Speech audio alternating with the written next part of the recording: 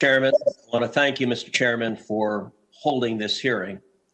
The three witnesses we have before this committee today collectively pose, I believe, the single greatest threat to free speech in America and the greatest threat we have to free and fair elections. Yesterday, I spent a considerable amount of time speaking with both Mr. Zuckerberg and Mr. Pichai. I have concerns about the behavior of both of their companies. I would note that Facebook is at the minimum at least trying to make some efforts in the direction of defending free speech. I appreciate their doing so. Google, I agree with the concerns that Senator Klobuchar raised. I think Google has more power than any company on the face of the planet. And the antitrust concerns are real. The impact of Google is profound. And I expect we will have continued and ongoing discussions about Google's abuse of that power and its willingness to manipulate search outcomes to influence and change election results. But today, I want to focus my questioning on Mr. Dorsey and on Twitter. Because of the three players before us, I think Twitter's conduct has by far been the most egregious. Mr. Dorsey, does Twitter have the ability to influence elections? No. You don't believe Twitter has any ability to influence elections? No, we are one part of a broad spectrum of communication channels that people have. So you're testifying to this committee right now that Twitter, when it silences people, when it censors people, when it blocks political speech, that has no impact on elections? People have choice of other communication channels with which. Not if they don't hear information. If you don't think you have the power to influence elections, why do you block anything?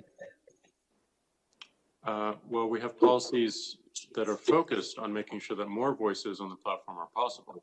We see a lot of abuse and harassment, which ends up silencing people and having them leave from the platform. All right, Mr. Dorsey, I find your opening questions, your opening answers absurd on their face. But let's talk about the last 2 weeks in particular. As you know, I have long been concerned about Twitter's pattern of censoring and silencing individual Americans with whom Twitter disagrees. But 2 weeks ago, Twitter, and to a lesser extent, Facebook, crossed a threshold that is fundamental in our country. 2 weeks ago, Twitter made the unilateral decision to censor the New York Post in a series of two blockbuster articles, both alleging evidence of corruption against Joe Biden, the first concerning Ukraine, the second concerning communist China. And Twitter made the decision, number one, to prevent users, any user, from sharing those stories. And number two, you went even further and blocked the New York Post from sharing on Twitter its own reporting. Why did Twitter make the decision to censor the New York Post? We had a hack materials policy that we. When was that policy adopted? In 2018, I believe. In 2018, go ahead. What was the policy? So the policy is around limiting the spread of materials that are hacked. We didn't want Twitter to be a distributor for hack materials. We found that the New York Post, because it showed the direct materials, screenshots of the direct materials, and it was unclear how those were attained, that it fell under this policy. Now, so in your view, if it's unclear the source of a document, and in this instance, the New York Post documented what it said the source was, which it said it was a laptop owned by Hunter Biden that had been turned into a repair store. So they weren't hiding what they claimed to be the source.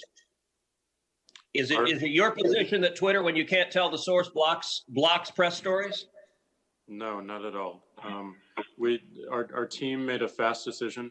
The enforcement action, however, of blocking URLs, both in tweets and in DM, in direct messages, we believe was incorrect. And we changed it. Today, right now, the New York Post is still blocked from tweeting 2 weeks later.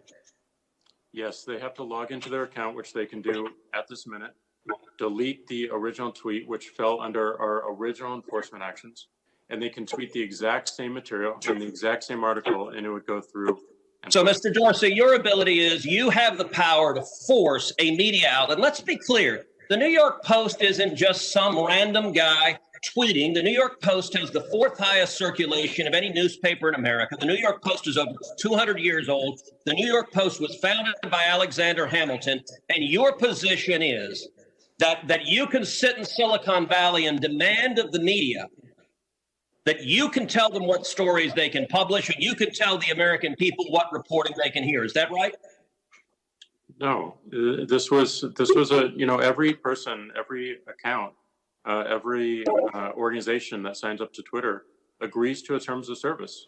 Terms of service is so published. Media outlets must genuflect and obey your dictates if they wish to be able to communicate with readers. Is that right?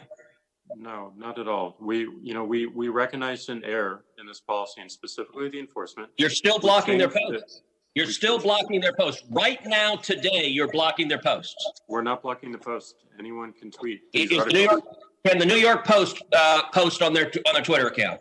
If they go into their account. No is your answer to that. No, unless they genuflect and agree with your dictates. Let me ask you something. You claimed it was because of a hacked materials policy. I find that facially highly dubious and clearly employed in a deeply partial way.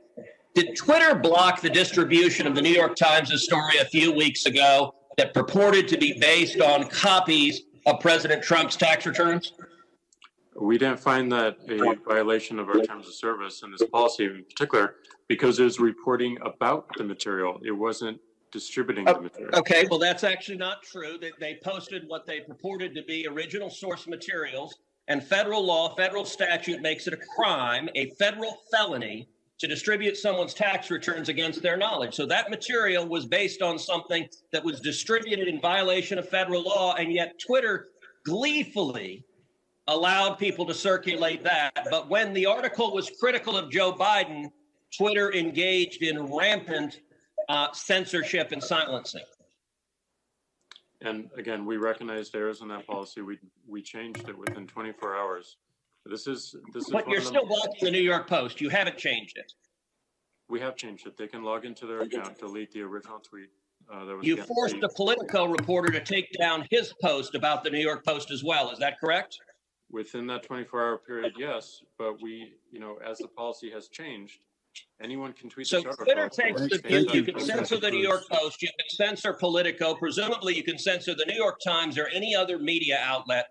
Mr. Dorsey, who the hell elected you and put you in charge of what the media are allowed to report and what the American people are allowed to hear? And why do you persist in behaving as a Democratic super PAC, silencing views to the contrary of your political beliefs? Let's give Mr. Dorsey a few seconds to answer that, and then we'll have to conclude this segment. Well, we're not doing that, and this is why I opened this hearing with calls for more transparency. We realize we need to earn trust more. We realize that more accountability is needed to show our intentions and to show the outcomes. Thank you, Senator. So I hear the concerns and acknowledge them, but we want to fix it with more transparency. Thank you, Senator Cruz.